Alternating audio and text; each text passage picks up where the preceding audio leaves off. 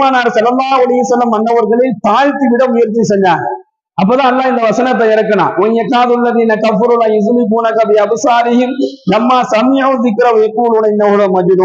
அவர்கள் பார்வையை கொண்டு என்ன செய்யறாங்க, உங்களை அவங்க வீழ்த்தி விட பார்க்கிறாங்க என்பதாக அல்லாஹ் இந்த வசனத்தை இறக்கி உங்களை அவங்களால ஒண்ணுமே செய்ய முடியாது என்கின்ற ஒரு வாக்குறுதியை இந்த வசனத்தின் வாயிலாக அல்லாஹ் கொடுக்கிறான். இப்ப கண்ணியமிக்க சகோதரர்களே, பெருமானார் ஸல்லல்லாஹு அலைஹி வஸல்லம் அன்னவர்களுக்கு பல வகையான தீங்குகளை அந்த இஸ்லாத்தை ஏற்றுக்கொள்ளாத அந்த மக்கள் கொடுத்தார்கள் என்பதாக வரலாறுல சொல்லப்படும். பல வகையான குறைச்சல்கள், தீங்குகள் எல்லாமே எவ்வளவு அவங்களுக்கு தடை செய்ய முடியுமோ, நாயகத்தினுடைய அந்த ஏகத்துவ கொள்கையை எவ்வளவு தூரம் தடை செய்ய முடியுமோ அவ்வளவு தடை செய்யறதுக்கெல்லாம் அவங்க முயற்சி செஞ்சாங்க.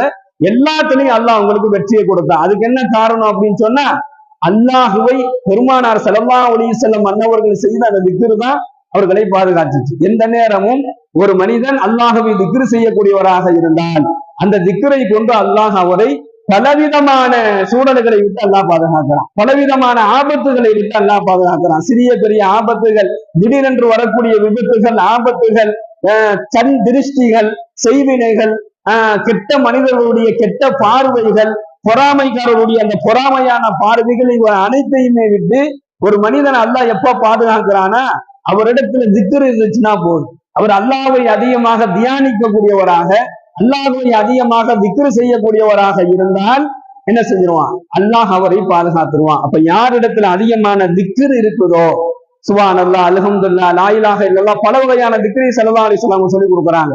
இந்த திக்ருகளை ஒருவர் தொடர்ந்து ஓதக்கூடியவர்களாக இருந்தால் அவருடைய உள்ளத்தை அல்லாஹ் தூய்மைப்படுத்துறான். அவர் எதை மறைக்கிறாரோ அதையும் உண்மையான விஷயமாக இருக்கும். அதை எவர் பகிரங்கமாக வெளிப்படுத்துறாரோ, பேசுறாரோ அதையும் அல்லாஹ் உண்மையாக ஆக்கி தருவான். உண்மையாளர்களோடு அல்லாஹ் இருக்கிறான். அவருக்கு இன்மையிலும் மறுமையிலும் வெற்றி தான் இருக்கிறது என்பதாக நாம பார்க்கிறோம். எல்லாம் வல்ல இறைவன் உண்மையாளர்களாக வாழக்கூடிய அந்த நல்பாக்கியத்தை அல்லாஹ் நமக்கு வழங்குவானாக. அன்பு மூன்றாவது துல்ஹஜ்ஜினுடைய பிறை. அல்லாஹ்வுடைய கிருபையினால சவுதியில என்ன செஞ்சுட்டாங்க, துல்ஹஜ் பிறை நேற்று பார்த்துட்டாங்க. அப்ப இன்னைக்கு அவங்களுக்கு துல்ஹஜ் பிறை 1 ஆரம்பமாயிடுச்சு. இப்ப இன்று